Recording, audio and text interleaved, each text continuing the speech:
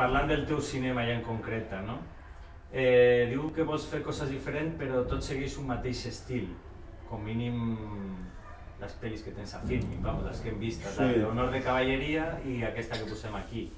I com enfoques les teves noves pel·lícules? Continuaràs al mateix estil? No, de fet l'última aquesta que he filmat, que encara l'estic acabant de muntar, que és una sobre Casanova i Dràcula, és bastant diferent. Aviam, segueix amb algunes de les constants, però té alguns punts nous que la fan potser més, no? Com diria jo, no sé, una mica diferent de les altres dues que sí que comparteixen més coses.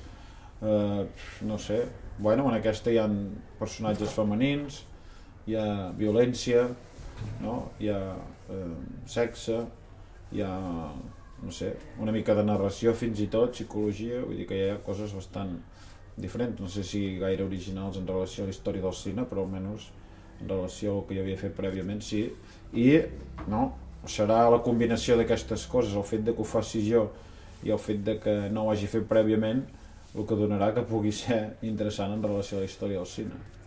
Clar, perquè això també en les altres pel·lícules sempre havies dit que les històries terrenals no t'avorrien molt, però aquesta... No, és el mateix, és una fantasia.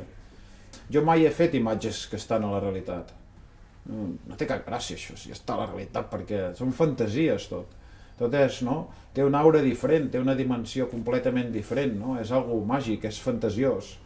No existeix a la realitat tot el que hi he filmat, ni una sola imatge, no s'ha vist mai. Aquestes dues primeres eren més místiques o mítiques, per dir-ho d'alguna manera.